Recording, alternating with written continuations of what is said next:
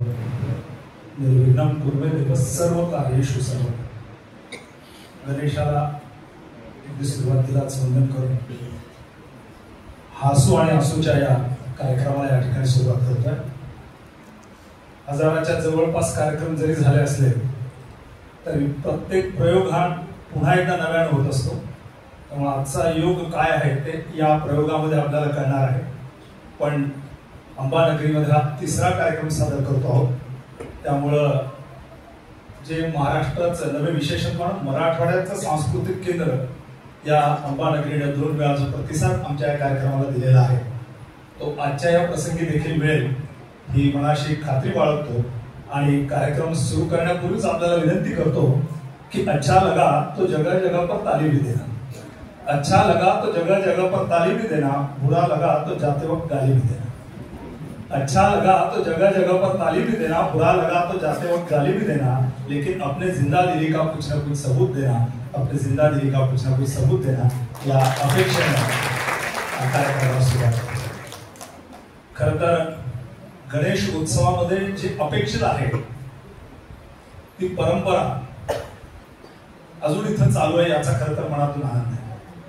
म्हणून त्या स्वागत गीतामध्ये पदचिन्हावर पाऊल ठेवून आपण वाटचाल करतात आणि त्याच्यामुळेच असले कार्यक्रम खरं तर होत आहेत. अन्यथा अलीकडच्या काळामध्ये व्याख्यानमाला जवळपास दुरापास्त झालेली आहे आणि त्या पार्श्वभूमीवर इथं हे होत आहे. आणि त्यामध्ये ही आमची काव्य मैफल कोणत्या चौकटीत बसते हे आज आपण ठरवणार आहात. एक छानशी मैफिल साधारण आतापर्यंतचे 750 अधिक कार्यक्रम म्हणून आम्ही हजारीकडे वाटचाल करतो. आणि त्याच्यामध्ये आज अंबेजोगाई सारख्या शहरामध्ये पुन्हा एकदा कार्यक्रम करण्याची संधी मिळते आहे. सुरुवातीलाच मी संस्था चालकांचे सर्व संचालकांचे या ठिकाणी ऋण व्यक्त करतो. आणि एक काळ असा होता आपल्या सनातन संस्कृतीमध्ये धर्मामध्ये की मंत्र म्हणल्याबरोबर त्याचा समोरच्यावर परिणाम व्हायचा. काही काळ चालला आणि मग त्यानंतर मंत्राचा फारसा परिणाम होईल. मंत्राला जोडून तंत्र आले, वेगवेगळ्या प्रकारचे यज्ञ वगैरे करून मग मंत्र आणि तंत्र एकत्र झाल्यावर त्याचा परिणाम व्हायला लागला. काही काळ तसाही चालला, मंत्र आणि तंत्र, मग तेही पुरण अशी झाली. पण त्याला जोडून यंत्र आले. मंत्र, तंत्र आणि यंत्र हे 3 एकत्र येऊन मग समोरच्या माणसांवर, इतरांवर परिणाम करायला लागले. काळ तसाच पुढे गेला. मंत्र आहे, तंत्र आहे, यंत्र आहे, आता कशाचीच गरज उरली नाही. मग माणसं काय करायला लागली तर माणसाने मंत्र, तंत्र आणि यंत्र यासोबत काहीच काम नसल्यानं षडयंत्र करणं सुरू केलं. हे षडयंत्र कमी व्हावेत आणि आयुष्यामध्ये कुठेतरी आत्मपरीक्षण करून समाजामध्ये माझं काय देणं लागतंय का, मी काही केलंय का, माझ्याकडनं काही शक्य आहे का, हे कळण्यासाठी, हे सांगण्यासाठी, हे ऐकण्यासाठी, या अनुभवाचा आपल्यावर परिणाम करून घेण्यासाठी गणेशोत्सव आणि व्याख्यानमाला आहे. मुळात गणेशाच्या या ओंकार रूपी स्वरूपामध्येच हे सगळं आहे. तुमच्या माझ्या आयुष्यामध्ये सकाळ, दुपार, संध्याकाळ, लहानपण, तरुणपण, म्हातारपण, भूतकाळ, वर्तमान काळ आणि भविष्यकाळ, आणि सगळं कुठं आहे? ओंकारामध्ये. ओंकार त्यामधला ओम शब्द जर आपण नीट बघितला तर त्यामध्ये 3 वक्र रेषा आहेत. एक मागावून पुढे येते आहे, भूतकाळ ते वर्तमान काळ. एक पुढून मागे जाते आहे, वर्तमान काळ ते भूतकाळ. आणि एक सरळ अशी वर्तमान काळ ते भविष्यकाळ. आयुष्यातले 3ही काळ एकत्रित साधणारा ओम आणि त्याच्या नावानं होणारा गणेशोत्सव. आणि त्या ओमच्या 3 वक्राकार रेषामध्ये एक अर्धचंद्र आहे. तो जो आड पडदा आहे तो आपल्या पुण्याचा पडदा आहे. आणि टिंब जे आहे ते अनंताचं आहे, ईश्वराचं आहे. हा पुण्याचा पडदा भरण्याचं काम आयुष्यभर जो करतो त्याला आयुष्यातला खरा आनंद मिळतो, त्याला खरं जगण्याचं स्वारस्य कळतं. ते कळावं म्हणून हा आजचा कार्यक्रम आपल्या समोर आम्ही सादर करतो. आयुष्य इतकं झटापटीनं बदलत आहे की आपल्याला का जगतो हे कळत नाही असे अलीकडचे दिवस झालेले आहेत. असं म्हणतात की वाचा असूनही अबोध होत आहेत माणसं, वाचा असूनही अबोध होत आहेत माणसं, बधी भावाशीच कट्टी करतायत माणसं, कळत नाहीत मुकी मुकी का झाली आहेत माणसं, श्रीमंतीचा पूर येऊनही दुःखी दुःखी माणसं, रेस मधल्या घोड्यासारखं धावतायत माणसं, दोन्ही खिसे फाटेपर्यंत कमावतायत माणसं, निवांतपणा असलेली बिझी माणसं, जवळ जवळ असूनही नॉट रिचेबल माणसं, सारं काही असूनही कंगाल असलेली माणसं, एसीच्या थंडागातही होरपळणारी माणसं, चेहऱ्यावर तेज गमावलेली माणसं, रिकाम्या घरासाठी कमावतायत माणसं, चिपाटाच्या झोपडीतली समाधानी माणसं आणि सुबत्तेच्या महालातही दळभद्री माणसं, चंद्रावर पोचलेली चंद्री माणसं, फेशियल लावून सुद्धा काळी बेंद्री माणसं, हाक मारल्यावर ओ देतील का माणसं, कुणाला विचारावं कुठं गेली माणसं, मृदंगाच्या तालावर डोलणारी माणसं, ज्ञानोबा तुकोबा म्हणणारी माणसं, कुठं गेली आहेत ही सगळी माणसं. या माणसांच्या पार्श्वभूमीवर बदलत्या जगामध्ये माणसाचे वागणं बदललेलं बघून प्राणीमात्रांमध्ये काही चर्चा सुरू होते. पहिल्या कवितेतून असंच काहीसं आपल्याला पुणेकर सांगणार आहे आणि त्या त्यांच्या सांगण्यामधनं माणसाला शेपूट येईल की काय अशा प्रकारची अवस्था ते बघताय. नेमकं काय म्हणायचंय या कवितेतनं आपल्याला ऐकायचंय, माणसाला शेपूट येईल का. कवितेचं शीर्षक आपण ऐकलेलं आहे, माणसाला शेपूट येईल का. माणसाने माणसाशी संवाद तोडला आहे, माणसाने माणसाशी संवाद तोडला आहे, म्हणून तो घराघरात एकटा पडला आहे, म्हणून तो घराघरात एकटा पडला आहे. येत्या काळात ही समस्या अक्राळ विक्राळ होईल, येत्या काळात ही समस्या अक्राळ विक्राळ होईल, तेव्हा आपल्या हातातून वेळ निघून जाईल, तेव्हा आपल्या हातातून वेळ निघून जाईल. कदाचित माणूस विसरेल संवाद साधण्याची कला, कदाचित माणूस विसरेल संवाद साधण्याची कला. याच्यामुळे येऊ शकते मूक होण्याची बला, याच्यामुळे येऊ शकते मूक होण्याची बला. पूर्वी माणसं एकमेकाला भरभरून बोलायचे, पूर्वी माणसं एकमेकाला भरभरून बोलायचे. पत्र सुद्धा लांब लचक 2-4 पानं लिहायचे, पत्र सुद्धा लांब लचक 2-4 पानं लिहायचे. त्याच्यामुळे माणसाचं मन मोकळं मोकळं व्हायचं, त्याच्यामुळे माणसाचं मन मोकळं मोकळं व्हायचं. हसणं काय रडणं काय खळखळून यायचं, हसणं काय रडणं काय खळखळून यायचं.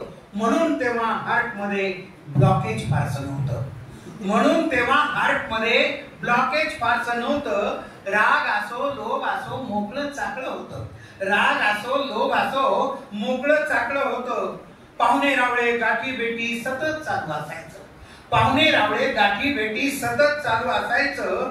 त्याच्यामुळे प्रत्येक माणूस टवटवीत दिसायचं, त्याच्यामुळे प्रत्येक माणूस टवटवीत दिसायचं. आता मात्र माणसाच्या भेटीत झाल्या कमी, आता मात्र माणसा झाल्या कमी. चुकून भेट झाली तर आधी बोलायचं कुणी, चुकून भेट झाली तर आधी बोलायचं कुणी.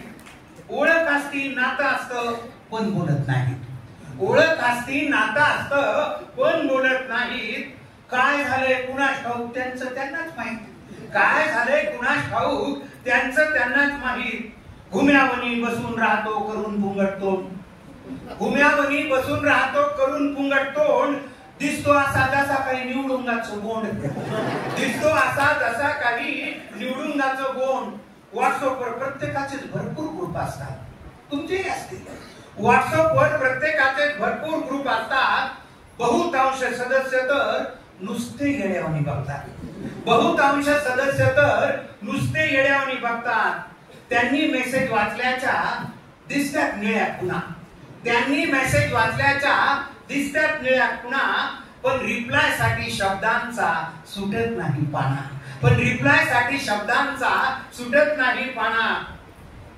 आता मात्र बऱ्याच गोष्टी इमोजीवरच भागवतात, आता मात्र बऱ्याच गोष्टी इमोजीवरच भागवतात. कधी कधी तरकटी करून इमोजीनेच रागवतात, कधी ते लागतो, कधी कधी तरकटी करून इमोजीनेच रागवतात. म्हणून इतर प्राण्यांसारखी माणसं मुकी होतील का. कवीला प्रश्न पडलाय की म्हणून इतर प्राण्यांसारखी माणसं मुकी होतील का. भावना दाबून धरल्या म्हणून माणसाला शिंग येतील का, भावना दाबून धरल्या म्हणून माणसाला शिंग येतील का. काय सांगावं नियती म्हणेल लावा याला शेपटी, काय सांगावं नियती म्हणेल लावा याला शेपटी. वाचा देऊन बोलत नाही, बराच दिसतो कपटी. वाचा देऊन बोलत नाही, बराच दिसतो कपटी. हसण्यावर नेऊ नका, खरंच शेपूट येईल.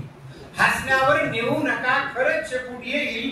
पाठीत बुक्का मारून मग कुणीही पळून जाईल. पाठीत बुक्का मारून मग कुणीही पळून जाईल.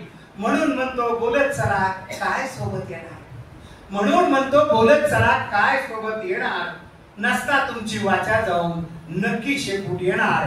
नसता तुमची वाचा जाऊन नक्की शेपूट येणार. भावनांचा निचरा झाल्याशिवाय सांगा बरं माणसं कशी जगतील. भावनांचा निचरा झाल्याशिवाय सांगा बरं माणसं कशी जगतील.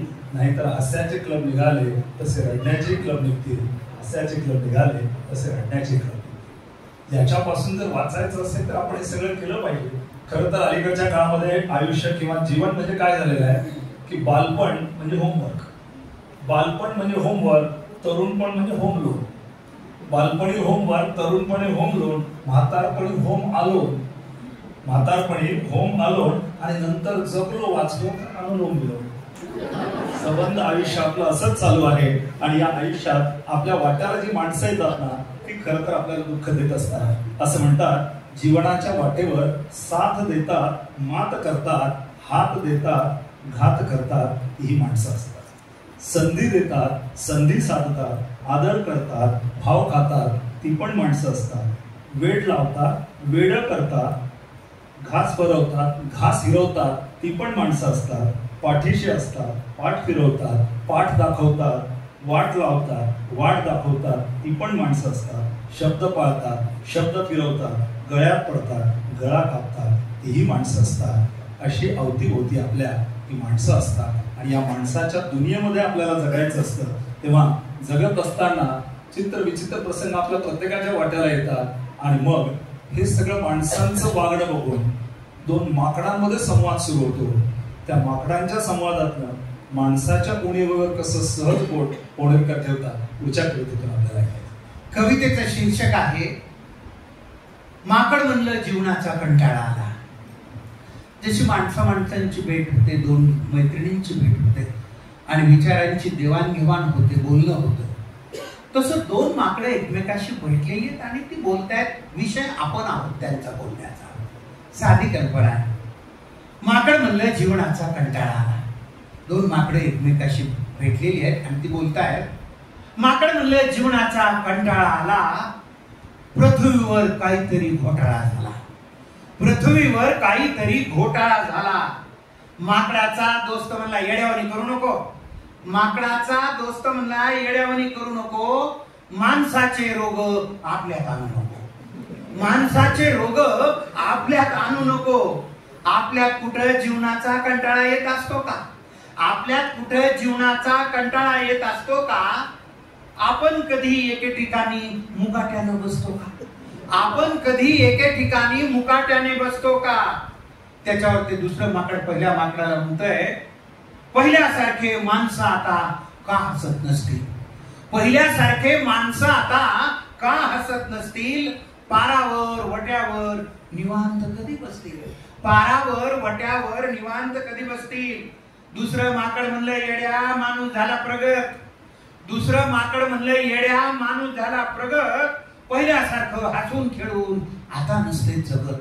पहिल्यासारखं हसून खेळून आता नसते जगत. काय राव याला कुठं प्रगती झाली म्हणतेत का? काय राव याला कुठं प्रगती झाली म्हणतेत का? मार्क कमी पडले म्हणून लेकराला हाणतेत का?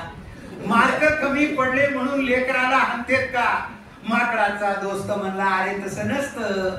माकडाचा दोस्त म्हणला अरे तसं नसतं. ITI होणाराला IIT व्हायचं असतं.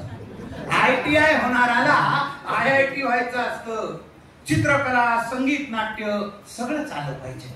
आजकाल जे पॅरेंट्स आहेत ना त्यांना वाटतं की माझ्या पोरीला सगळे चित्रकला, संगीत, नाट्य सगळं आलं पाहिजे. एवढं करून पुन्हा ते मेडिकलला गेलं पाहिजे. एवढं करून पुन्हा ते मेडिकलला गेलं पाहिजे. कुणाला व्हायचंय श्रीमंत, कुणाला बांधायचाय बंगला. त्याच्यामुळे आजकाल माणूस बघणं कसा खांगला. कुणाला व्हायचंय, कुणाला बांधायचं, कुणाला व्हायचंय श्रीमंत, कुणाला बांधायचाय बंगला. त्याच्यामुळे आजकाल माणूस बघ ना कसा खणला, गाय म्हैस कुत्र गाढव काहीच बदललं नाही.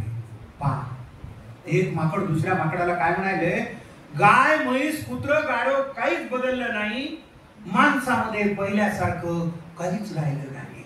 माणसामध्ये पहिल्यासारखं काहीच राहिलं नाही. माकडाचा दोस्त म्हणला आपल्याला काय करायचे, माकडाचा दोस्त म्हणला आपल्याला काय करायचं, आपण आपलं मस्तपैकी उड्या मारीत फिरायचं, आपण आपलं मस्तपैकी उड्या मारीत फिरायचं.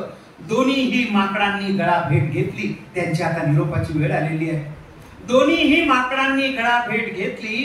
निरोप घेताना एकमेकाला एकच शपथ घातली. निरोप घेताना एकमेकाला एकच शपथ घातली. काय शपथ घातली दोन्ही माकडांनी एकमेकाला? दोस्तापणा जीवनाला कंटाळायचं नाही. ते एक माकड दुसऱ्या माकडाला काय म्हणतंय, दोस्तापणा जीवनाला कंटाळायचं नाही आणि सारखं सारखं माणसामध्ये मिसळायचं नाही. सारखं सारखं माणसामध्ये मिसळायचं नाही. खरं तर जगण्याचा कंटाळा वगैरे यायला नको. माणसाला शिकायचं तर साधं प्रेशर कुकर पासून शिकलं पाहिजे. माणसाला जर शिकायचं तर त्यानं प्रेशर कुकर पासून शिकलं पाहिजे. बुडाला आग लागलेली असताना शिट्टी वाजवत जगलं पाहिजे.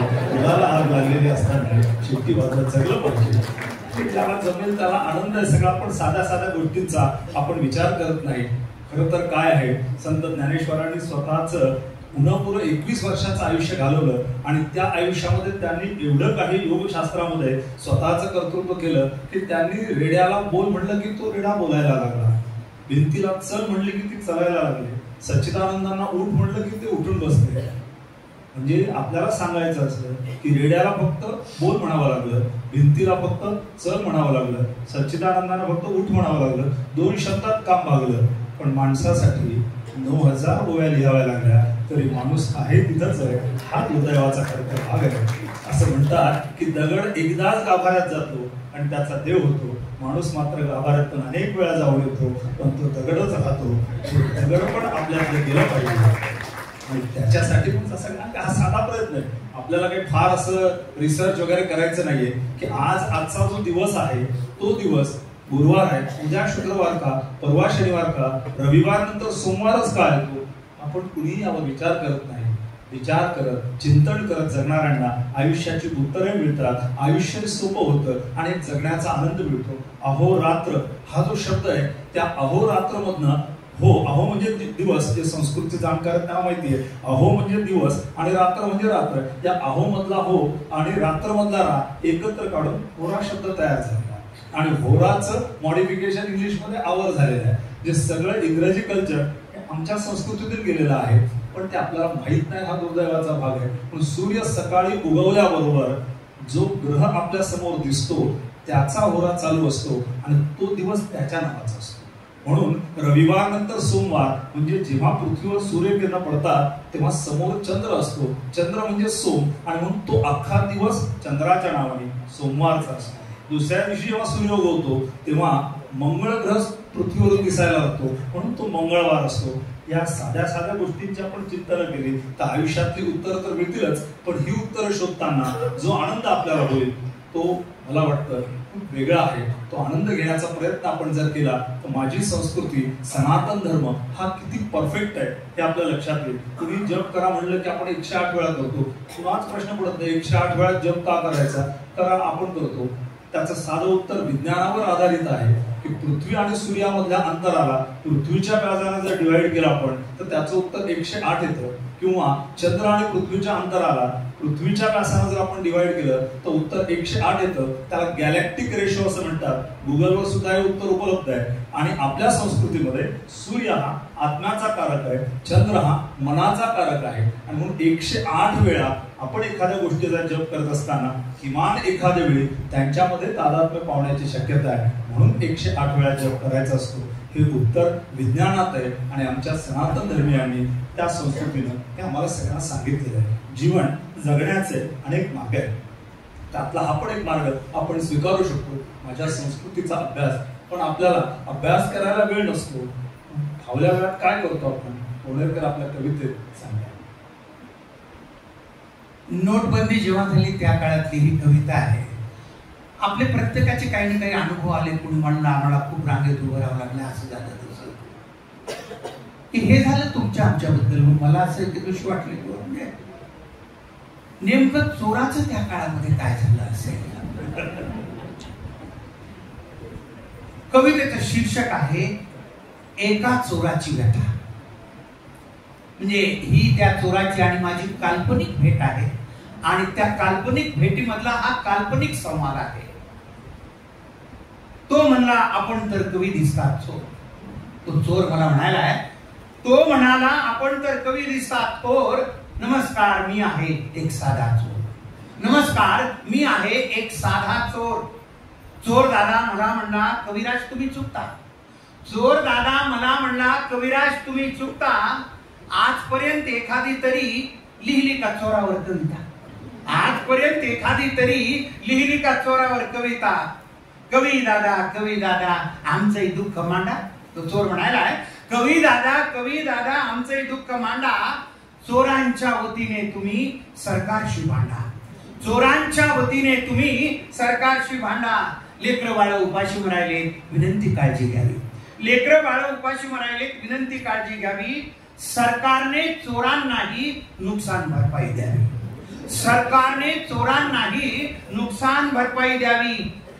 आपल्या धंद्याला मरण नाही असंच मला वाटायचं. कोण म्हणाले तो चोर सांगायला आपल्या धंद्याला मरण नाही असंच मला वाटायचं. पाकिट मारून खिसा कापून आम्ही लोकांना लुटायचं. पाकिट मारून खिसा कापून आम्ही लोकांना लुटायचं. नोटबंदी झाल्यापासून फारच अवघड झालंय. म्हणजे पहा कोणाचं काय दुःख आहे. नोटबंदी झाल्यापासून फारच अवघड झालंय. माणसाच्या खिशामध्ये फक्त कार्ड आले. माणसाच्या खिशामध्ये फक्त कार्ड आले. ऑनलाईन पेमेंटमुळे पोट आमचं भरत नाही. तो चोर सांगायला ऑनलाईन पेमेंटमुळे पोट आमचं भरत नाही. पहिल्यासारखं पैसे घेऊन कुणीच आता फिरत नाही. पहिल्यासारखे पैसे घेऊन कुणीच आता फिरत नाही. कोणाचा एक खिसा हाणला की एटीएम कार्डच निघाले. कोणाचा एक खिसा हाणला की एटीएम कार्डच निघाले. तुम्हाला काय माहित बाबा छोटे उपाशी मरायले. तुम्हाला काय माहित बाबा छोटे उपाशी मरायले. दनादन खरेदी करून नुसतं कार्ड फिरविते. दनादन खरेदी करून नुसतं कार्ड फिरविते. रुपया जरी नसला तरी आयटी मध्ये मिरविते. रुपया जरी नसला तरी आयटी मध्ये मिरविते.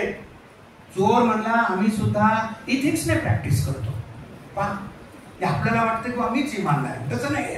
तो काय सांगतोय चोर म्हणला आम्ही सुद्धा इथिक्सने प्रॅक्टिस करतो. नॉन करप्ट माणसाला दुरूनच वंदन करतो. नॉन करप्ट माणसाला दुरूनच वंदन करतो. इमानदार माणसाच्या नादी कधीच लागत नाही. चोर सांगायला इमानदार माणसाच्या नादी कधीच लागत नाही. किराण्याच्या यादीशिवाय हाती काहीच लागत नाही. त्याच्या खिशात किराण्याच्या यादीशिवाय हाती काहीच लागत नाही. कॅशलेस माणूस भेटला की नुसता संताप होतो. कॅशलेस माणूस भेटला की नुसता संताप होतो. रिस्क घेऊन खिसा कापून फुकट वेळ जातो. रिस्क घेऊन खिसा कापून फुकट वेळ जातो. मंगळसूत्र चोरून सुद्धा हल्ली फायदा नाही. तो चोर सांगायला मंगळसूत्र चोरून सुद्धा हल्ली फायदा नाही.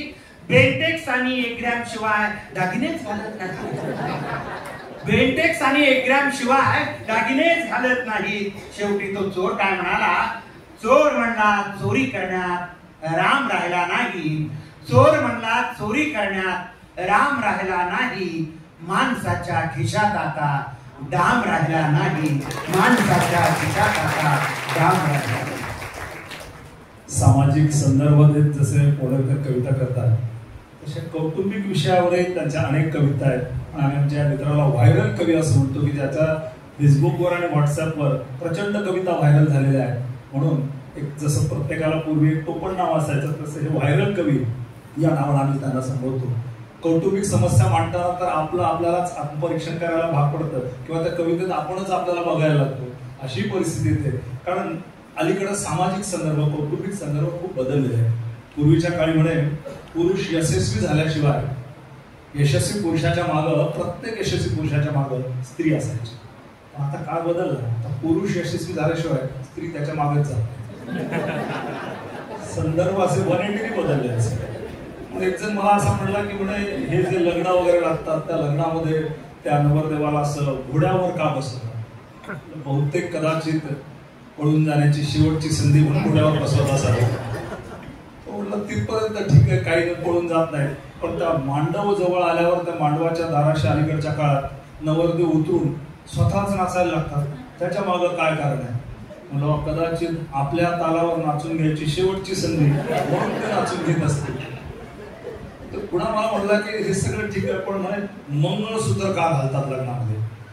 मंगळसूत्र कदाचित यासाठी घालत असावे की एकदा मंगळसूत्र घातलं की सगळी सूत्र तिच्या हातात आणि मंगळ आपल्या मागे लागत असावं मंगळसूत्र असते. असे अनेक गोष्टी आहेत. आणि मग आयुष्यामध्ये ही लग्न झाल्यावरच्या ज्या काही गोष्टी आहेत, ज्या काही घटना आहेत, त्याचा एक खूप परिणाम आपल्या आयुष्यावर होतो. आपल्या आयुष्यावर लग्नाने केलेली ही एक गोष्ट आपल्याला या नंतरच्या कवितेतून दिसते. कवितेचं शीर्षक आहे आकाबाई. आपल्या मराठवाड्यामध्ये हा चांगला सुपरिचित शब्द आहे आकाबाई. एखादी गोष्ट करून केली म्हणजे अशा अर्थाने तो बऱ्याच ठिकाणी वापरला जातो. कविता गमतीत घ्यावी. अनेक नवरा बायकोंची एक तक्रार असते. अनेक नवरा बायकोची एक तक्रार असते. ते म्हणतात लग्नानंतर काहीच मजा नसते. ते म्हणतात लग्न कार्यक्रमासाठी बरेच मग असं अविवाहित मुलं दिसायलेत आणि मुली सुद्धा दिसायल्यात बरं का. पण त्यांना विनंती आहे की या कवितेत असं धसका वगैरे काही घेऊ नका, गंमत म्हणून त्याच्याकडे बघायचं. अनेक नवरा बायकोची एक तक्रार असते. ते म्हणतात लग्नानंतर काहीच मजा नसते. असा कसा जोडीदार देवा मला मिळाला. प्रत्येक बाईची तक्रार असते. असा कसा जोडीदार देवा मला मिळाला आणि माझा आनंद कशात आहे त्याला नाही कळाला. बऱ्याच भगिनी हसायला बरं का. संबंधित आणि जे सपत्नीक आले त्यांनी नोंद घ्यायला. असा कसा जोडीदार देवा मला मिळाला, माझा आनंद कशात आहे त्याला नाही कळाला. बायको म्हणते आमचा नवरा नंबर 1चं ध्यान. बायको म्हणते आमचा नवरा नंबर 1चं ध्यान. गबाळ्यासारखं राहते दिसून एका छान. गबाळ्यासारखं राहते दिसून एका छान. कुठेही जायचं म्हणलं की काळीच पॅन्ट घालते. आता बघा तेवढ्यात प्रत्येक पुरुषाने पॅन्टीचा रंग तपासून घेतला. कुठेही जायचं म्हणलं की काळी पॅन्ट घालते. सरळ चालायचं सोडून कुबड काढून चालते. सरळ चालायचं सोडून कुबड काढून चालते. सकाळी आणि संध्याकाळी 3-3 पोळ्या खाते. सकाळी आणि संध्याकाळी 3-3 पोळ्या खाते. चांगलं झालं म्हणत नाही, गच्च होऊन बसते. चांगलं झालं म्हणत नाही, गच्च होऊन बसते. यांच्यासाठी किती राबा काहीच कौतुक नसतं. यांच्यासाठी किती राबा काहीच कौतुक नसतं. थोडं मीठ कमी झालं की तांबडं लाल दिसतं. थोडं मीठ कमी झालं की तांबडं लाल दिसतं. कधी नाही ते वाढदिवसाला साडी आणली मेंच. या कवितेतली तिसरी काय सांगायची या कवितेतली बरं का, इथलं कोणी कधी नाही ते वाढदिवसाला साडी आणली मेंचट. लाड व्हायलेत नीट बोळा, लाड व्हायलेत नीट वागा, काही बोलतेत पांचट. लाड व्हायलेत नीट वागा, काही बोलतेत पांचट. मी तर आता यांच्याकडे लक्ष द्यायचं सोडलं. मी तर आता यांच्याकडे लक्ष द्यायचं सोडलं. काय माहित कशामुळे किडकं पदरात पडलं. काय माहित कशामुळे किडकं पदरात पडलं. आता हे झालं आतापर्यंत तुमचं कथा. यांचं आहे का थोडं विचारायचं. नवरे सुद्धा बायकोमुळे खूप बेजार असतात. नवरे सुद्धा बायकोमुळे खूप बेजार असतात. माहेरी जाते म्हणलं की गुलू गुलू हसतात. माहेरी जाते म्हणलं की गुलू गुलू हसतात. एक नवरोजी मला म्हणले फड फड बोलती. एक नवरोजी मला म्हणले फड फड बोलती. हार घालताना माझी अक्कल काय माहित कुठे गेली. काय काय जण इतकं खळखळून असायचं. हार घालताना माझी अक्कल काय माहित कुठे गेली. फार मोठी चूक झाली असंच मला वाटायला. फार मोठी चूक झाली असंच मला वाटायला. तिचं तोंड पाहिलं की माझं मस्तकच उठायलं. कशाहून किरकिर करीत राहते. कशाहून किरकिर करीत राहते. माझ्याकडे उगीच उचल्यासारखं पाहते, माझ्याकडे उगीच उचल्यासारखं पाहते, सारखं सारखं माझ्या मागं एकच टुमणं असतं, माझ्या मागं म्हणजे नवऱ्याच्या मागं त्या घरातल्या सारखं सारखं माझ्या मागं एकच टुमणं असतं. मला म्हणती तुम्हाला माझं कधीच कौतुक नसतं, मला म्हणती तुम्हाला माझं कधीच कौतुक नसतं. याच्यावर त्या नवऱ्याचं उत्तर काय? एक भाजी धड येत नाही काय कौतुक करायचं, एक भाजी धड येत नाही काय कौतुक करायचं. मेकअप करून थोबाड रंगून उगी गावभर फिरायचं, मेकअप करून थोबाड रंगून उगी गावभर फिरायचं. कधी पहा एकच भनभन, फिरायला नाही साडी नाही, कधी पहा एकच भनभन, फिरायला नाही साडी नाही. या बॉचं घरामध्ये बिलकुलच लक्ष नाही, या बॉचं घरामध्ये म्हणजे पहा बाहेर तुम्ही कोणी वकील असा, इंजिनियर, प्राध्यापक, प्राचार्य, घरात तुम्ही कोण असता? बॉ. कधी पहा एकच भनभन, फिरायला नाही साडी नाही. या बॉचं घरामध्ये बिलकुलच लक्ष नाही. कुठून आकाबाई आठवली आणि घालून बसलो माळ, कुठून आकाबाई आठवली आणि घालून बसलो माळ. आता वाटतं मठात जाऊन कुटीत बसावं टाळ, आता वाटतं मठात जाऊन कुटीत बसावं टाळ. शेवटचं कडवं आपल्याला काय सांगतंय? नवरा आणि बायकोनी उगीच वाद घालू नये, नवरा आणि बायकोनी उगीच वाद घालू नये. एकमेकाचं डोकं उठल असं कुणीच बोलू नये, एकमेकाचं डोकं उठल असं कुणीच बोलू नये. एक अत्यंत रंगत चाललेली मैफल आहे आणि संसाराचे विषय निघाला की सगळे कसे असे मोकळे मोकळे होतात आणि दाद द्यायला लागतात. कारण घरामध्ये बायको असते आणि बायको म्हणजे बायको असते. कधी कधी मंद दिव्याची वात तर कधी कधी पेटलेली मशाल असते. बायको म्हणजे बायको असते, कधी कधी मंद दिव्याची वात तर कधी कधी पेटलेली मशाल असते. जेव्हा ती घरात असते तेव्हा आपलं तिच्याशी पटत नसते, जेव्हा ती घरात असते तेव्हा आपलं तिच्याशी पटत नसते. पण जेव्हा ती घरात नसते तेव्हा आपल्याला बिलकुल करमत नसते. कारण इस्त्रीवाला, पेपरवाला, दूधवाला आणि नाठाळ शेजाऱ्याला तीच व्यवस्थित सांभाळत असते. बायको म्हणजे बायको असते, कधी कधी मंद दिव्याची वात तर कधी कधी पेटलेली मशाल असते. आला गेला पै पाहुणा सर्वांचं ती स्वागत करते, आला गेला पै पाहुणा सर्वांचं ती स्वागत करते. कोण आचरट, कोण हावरट, कोण बावळट, कोण भला याची ओळख ती आपल्याला करून देत असते. सर्वांशी गोड बोलून आपण वेळ मारून नेत असतो, सर्वांशी गोड बोलून आपण वेळ मारून नेत असतो. नको तेवढं खरं बोलून वाईटपणा ती घेत असते. बायको म्हणजे बायको असते, कधी कधी मंद दिव्याची वात तर कधी कधी पेटलेली मशाल असते. वाहन आपण चालवत असतो, वाहन आपण चालवत असतो, ती शेजारी बसलेली असते, घ्या डावीकडं, घ्या उजवीकडं, सतत आपल्याला सांगत असते. वाहन आपण चालवत असतो, ती शेजारी बसलेली असते, घ्या डावीकडं, घ्या उजवीकडं, सतत आपल्याला सांगत आलेली असते. म्हैस आली सांभाळा, त्या बाईकडे काय बघत बसला, गिअर टाका, पुढं चाला. प्रत्येक बायको हेच आपल्या नवऱ्याला सांगत असते. बायको म्हणजे बायको असते, कधी कधी मंद दिव्याची वात तर कधी कधी पेटलेली मशाल असते. आणि मग जेव्हा अशा बायकोच्या या एकूण सगळ्या घरामधील वागण्यामुळं, विशेषतः आपल्या मराठवाड्यातलं आमचं संभाजीनगर फार प्रसिद्ध आहे की नवीन काय व्हायचं की अगोदर संभाजीनगरला झालं पाहिजे. म्हणून पत्नी पीडितांची संघटना आणि पत्नी पीडितांचा मोर्चा आणि पत्नी पीडितांचा आश्रम हा संभाजीनगरला आहे. वटपौर्णिमेच्या दिवशी पिंपळाला उलट्या फेऱ्या मारणारे हे सगळे पत्नी पीडित, त्यांचं नेमकं काय म्हणणं आहे पुढच्या कवितेतून आपल्याला ऐकायचंय. वड म्हणाला बाई तुला म्हणले. खरं म्हणजे इथे मध्ये येतानाच कोणतरी ती फरमाईश केली होती की आम्ही तुमची ती युट्यूब वरती ऐकलेली आहे, त्यांच्यासाठी ही आज मुद्दाम कविता जरी आपण ऐकली असली तरी कवितेचं शीर्षक आहे वड म्हणला बाई तुला दोन्ही हात जोडले. वडामधला आणि त्या बाईमधला संवाद म्हणजे ही कविता आहे. एक बाई लगबगीनं पूजेसाठी आली, एक बाई लगबगीनं पूजेसाठी आली. भक्तिभावाने वडाला चक्रा मारू लागली, भक्तिभावाने वडाला चक्रा मारू लागली. वड देवा पूजा पदरात घे, वड देवा पूजा पदरात घे. जन्मोजन्मी पुन्हा मला हाच पती दे, जन्मोजन्मी पुन्हा मला हाच पती दे. आश्चर्याने वडाने विचारलं हाच नवरा पाहिजे, आश्चर्याने वडाने विचारलं हाच नवरा पाहिजे. काही मन बाई तुला खरंच मानलं पाहिजे, काही मन बाई तुला खरंच मानलं पाहिजे. त्याच्यावरती बाई म्हणाली, काय करणार वडदादा, खूप विचार केला. काय करणार वडदादा, खूप विचार केला.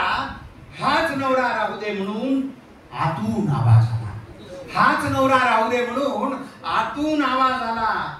त्याच्यावर तो वड म्हणाला त्या बाईला, एवढे दुर्गुण असून सुद्धा त्याचीच निवड केली, एवढे दुर्गुण असून सुद्धा त्याचीच निवड केली. म्हणून माय मला तुझी खूपच दया आली, म्हणून माय मला तुझी खूपच दया आली. त्याच्यावरती बाई म्हणते, वडदेवा वडदेवा तसं काहीच नाही, वडदेवा वडदेवा तसं काहीच नाही. असं नाही की आमचं बिलकुलच पटत नाही, असं नाही की आमचं बिलकुलच पटत नाही. दुसरा नवरा मागायचा मीही विचार केला.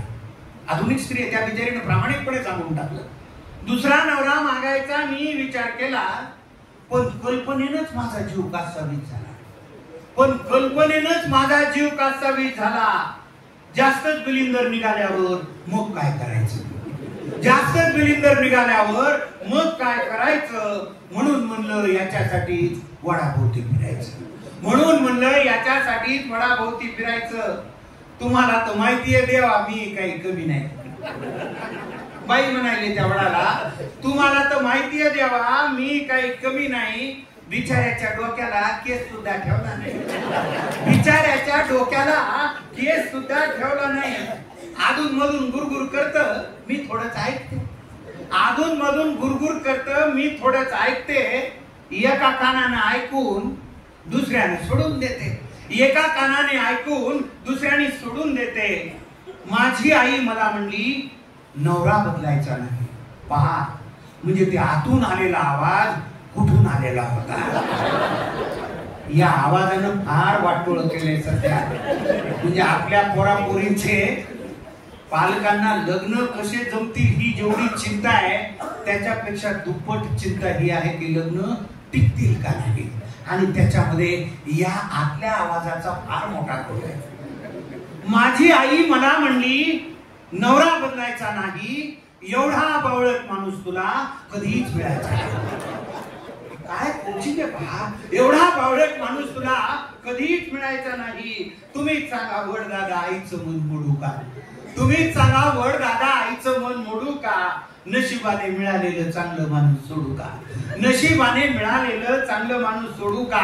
वयोवृद्ध झाडाने पण गडगडाटी हास्य केले, वयोवृद्ध झाडाने पण गडगडाटी हास्य केले.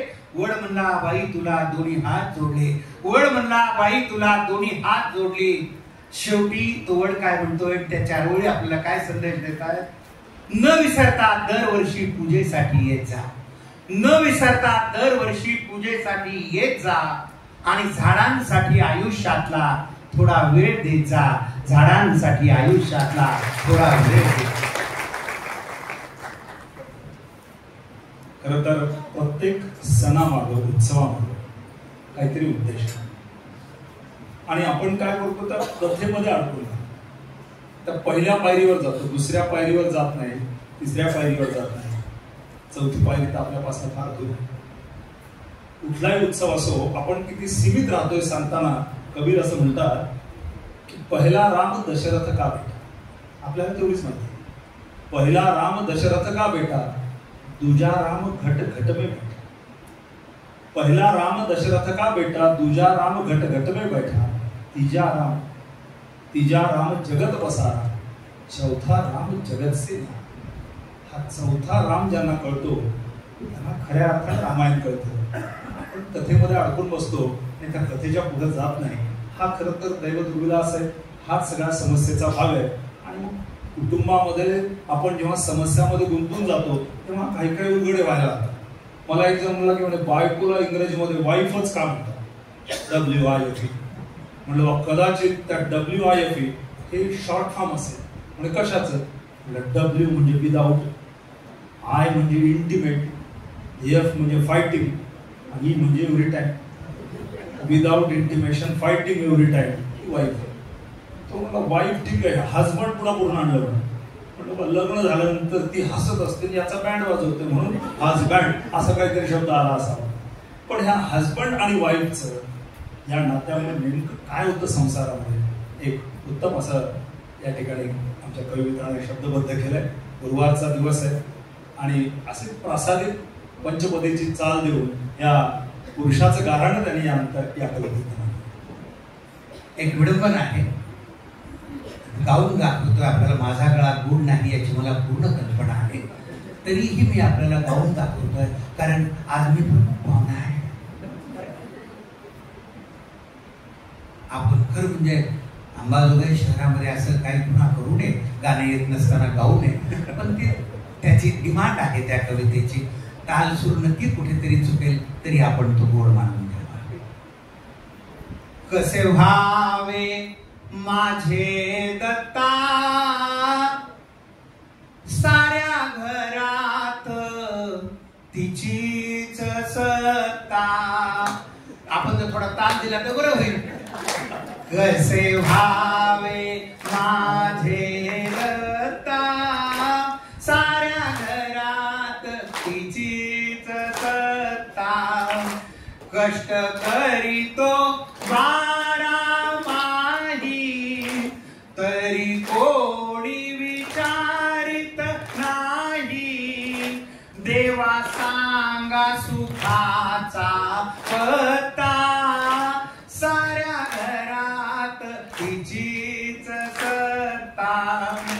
तिचे बोल जणू हो शोले, तिचे बोल जणू हो शोले. पोटे सोटे ही सामील झाले, काय कामाची गुणवत्ता साऱ्या घरात तिचीच सत्ता.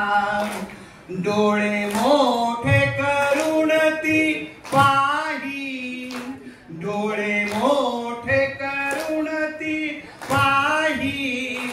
माझे काहीच चालत नाही, माझे काहीच चालत नाही. भीती बोडख्यात घालील का बत्ता साऱ्या घरात तिचीच सत्ता. स्वयंपाक म्हणलं की काटा, स्वयंपाक म्हणलं की काटा. पिझ्झा मागवा म्हणते मोठा लागसाय, पिझ्झा मागवा म्हणते मोठा. कुठे दाखवू मी या भूता साऱ्या घरात तिचीच सत्ता. शेवटचं कडवं. दारावर फक्त माझी, म्हणजे आपण लिहितो तरी काय म्हणा, जे समाजात दिसतं म्हणजे पाटी हा शब्द त्यांच्याकडून आहेच तो तिथे. दारावर फक्त माझी पाटी, आत तिचीच हो दमदाटी, आत तिचीच हो दमदाटी. मी सुपारी ती आडकीता साऱ्या घरात तिचीच सत्ता, साऱ्या घरात तिचीच सत्ता.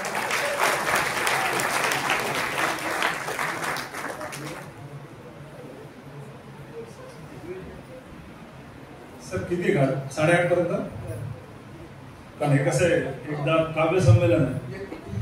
किती वाजता थांबवायचे ते आम्हाला सांगा. 10-15 मिनिट. 8:30 कारण कवी आपल्याच परिसरातले आहेत, त्यांची सगळे शब्द आपल्याला अगदी मॅच होत आहेत. शिरसाळेचे पोहरकरचे, त्याच्यामुळं ते सगळे अगदी आपले जवळचे शब्द आपल्याला वाटत असावे. आणि संसारिक विषय निघाले की प्रत्येक जण असा इन्व्हॉल्व होतो. आणि अलीकडच्या काळात असं म्हणतात की सकाळी आता बरेच लोक मॉर्निंग वॉकला जातात, आरोग्यासाठी जातात म्हणून